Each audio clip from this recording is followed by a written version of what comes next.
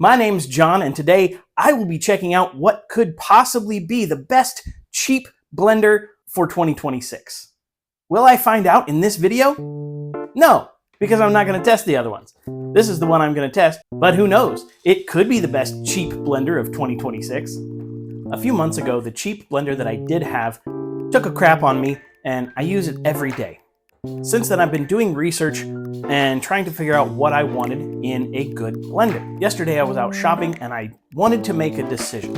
I wanted to just get something to get me by until I could find the one that I really wanted. But I didn't want to just get one that was as cheap as possible. I wanted to get something that's cheap but still had some good possibility. And that led me to the Gorumia Digital Blend with Total Blend. The model number is the GPB3125. And part of the reason that this one caught my attention was the amount of functions, the power level, which it claims a 1250 peak watt motor.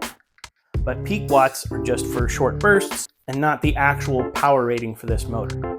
Thankfully, the power rating on this unit is 800 watts. I also wanted a tamper with it, and this one has a tamper.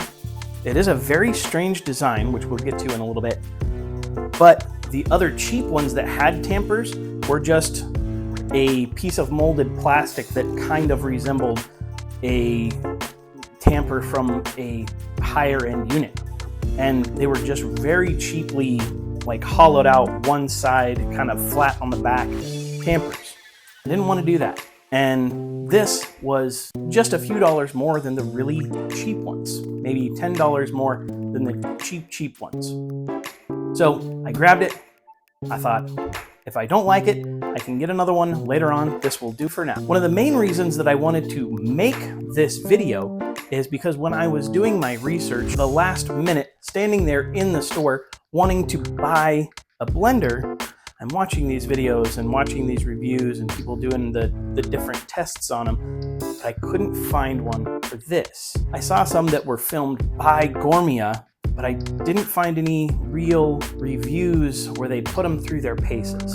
I'm not necessarily going to put it through its paces, but I am going to try a few different things to see if this is really something that will fulfill my needs for now. The other reason that I wanted to film this is when I started opening this box, I was pleasantly surprised with the quality of the parts coming out. You'll see what I mean in a second. Let me give you a look around the outside of the box before we dig in.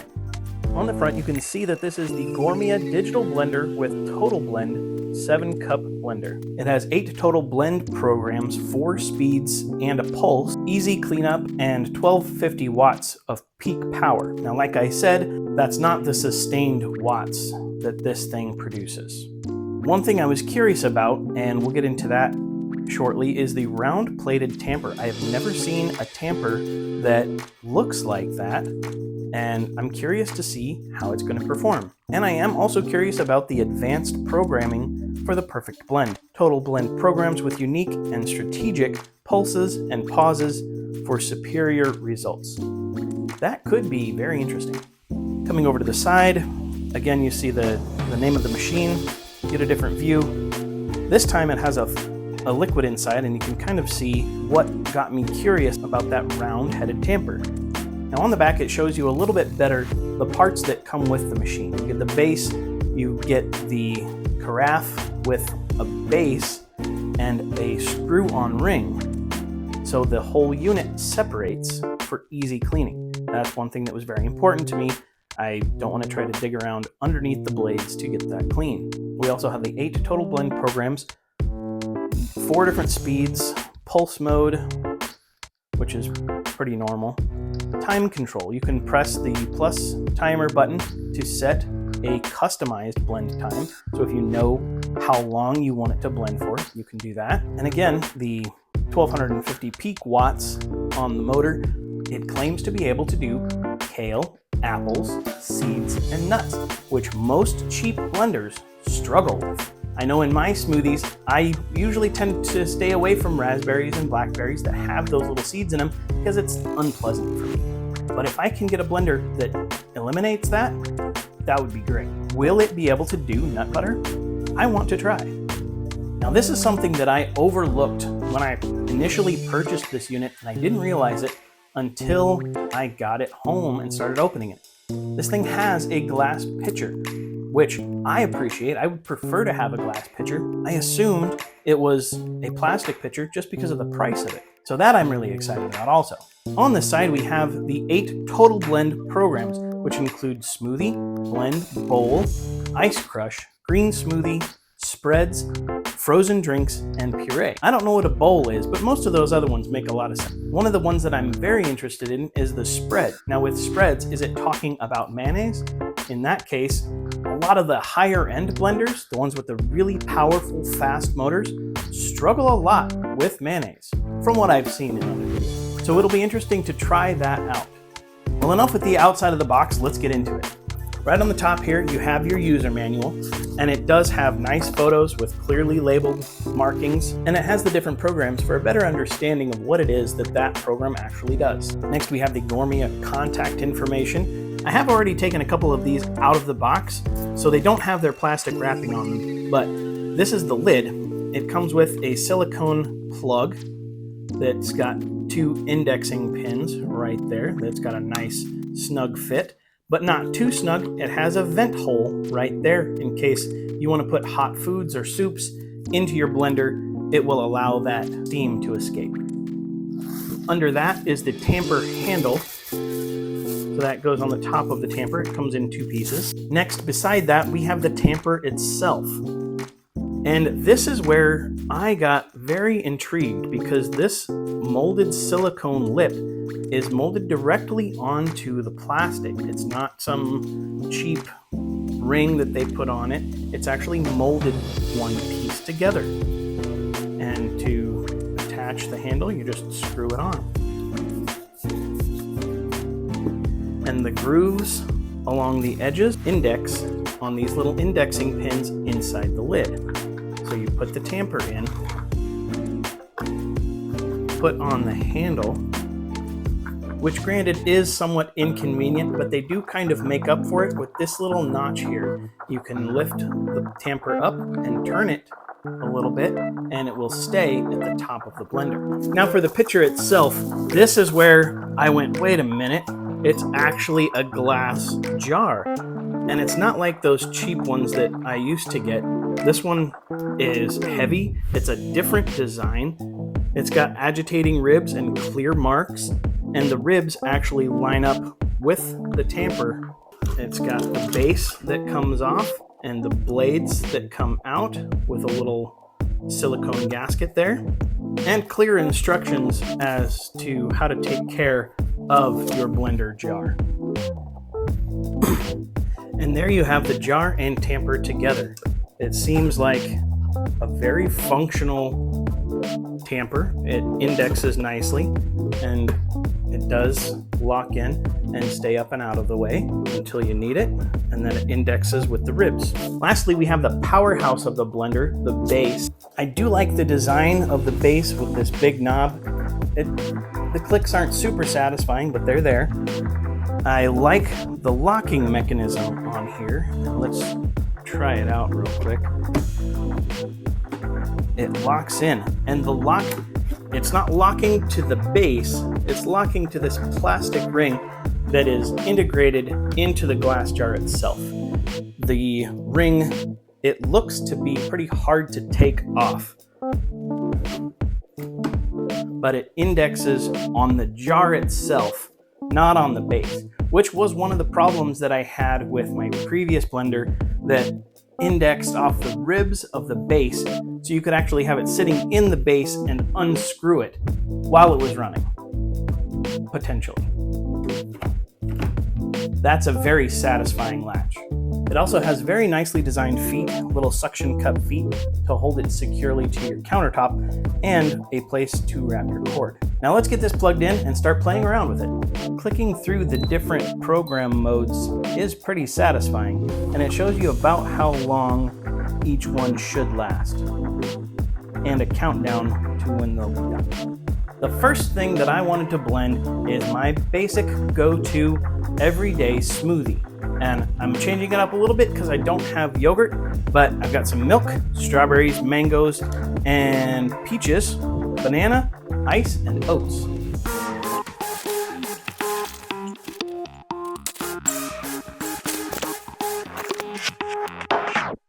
I'm actually going to do this one on the frozen drink setting because there's so much ice and frozen fruit in here.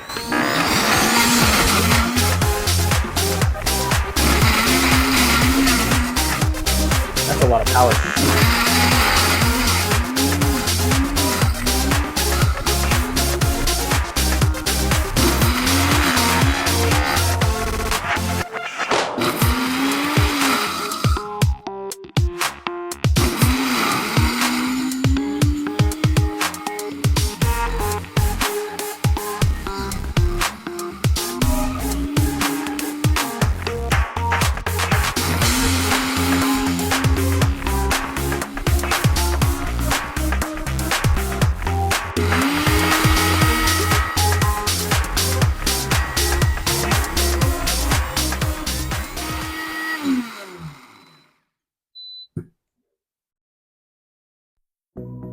Now it did get a little pocket of air in it. I haven't touched it with the tamper yet, but let's see what it looks like. Honestly, it looks very smooth already. So with the function button, you can switch from the program modes to the manual mode. So we're going to go with low and about 30 seconds.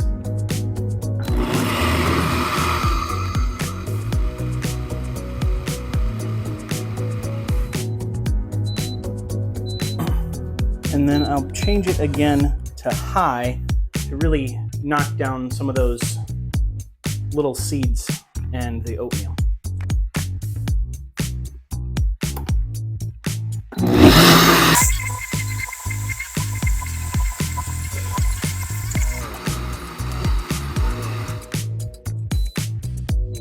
And I believe that's it. I also wanted to check the base. I did run it before and the base loosened up a little bit. You have to make sure that this base is nice and snug on there. But it seems like it's pretty snug now. Let's check that consistency.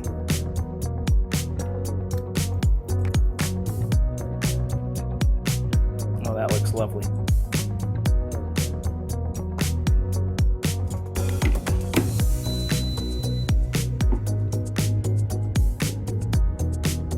Okay, I'm getting some of the oatmeal. It's not thick, but there's definitely some of that in there. I can feel it on my teeth, but it's not large chunks. I can also feel the strawberry seeds, but again, it feels like they're broken up. No large ice chunks as far as I can tell. And if I keep doing this, I'm going to get an ice cream headache. Oh, that's cold. Now this was a great first test.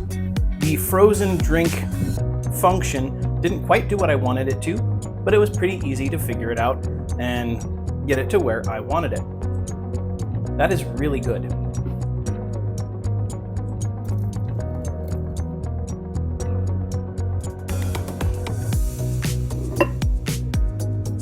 Also, if you don't have these lids for your mason jars, you really should get some. They're fantastic. Let's go ahead and run the self-clean test to see how that works. And I'm just gonna put it on maximum and just run it.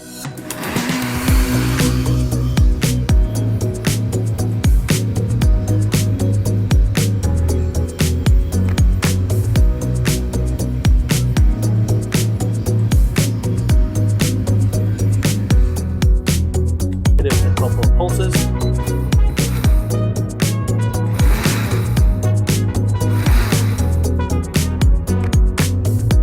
Pretty good. Lastly, for this video, we're going to crush some ice to really put that blade design and the power to the test.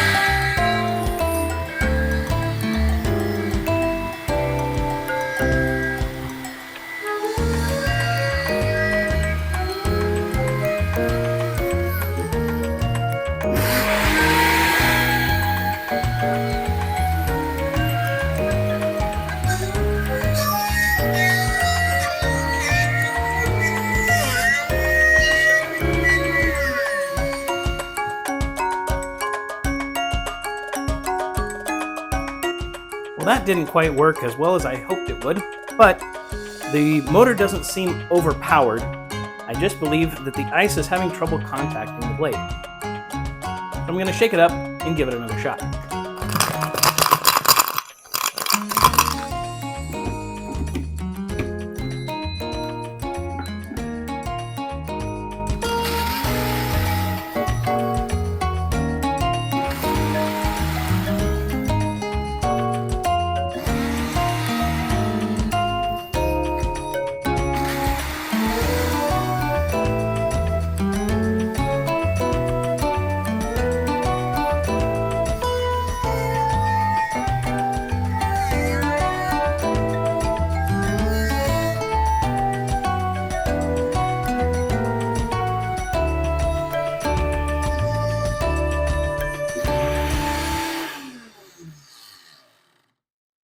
This is where I don't think that this tamper is quite the right design. If I had a regular tamper, I could push down in one corner of it.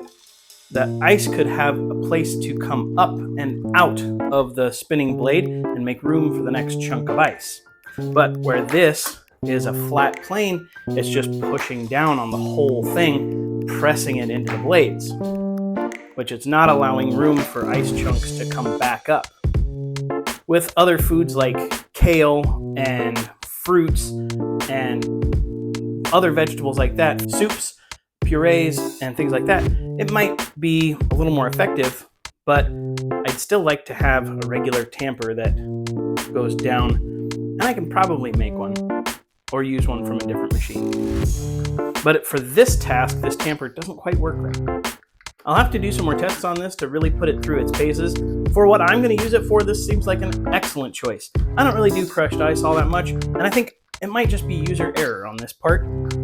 My ice cubes are really big. They're kind of melty already. If I use really cold ice cubes, maybe they won't clump together so much. I don't know. I'll try it out and bring you the results. Hi, this is Editing John from the future. I did get a chance to use the blender a couple more times this weekend, and one of the things that I made was a smoothie, but I added flax seed into the mix, and it did really well with the flax seed, a lot better than I thought it was going to.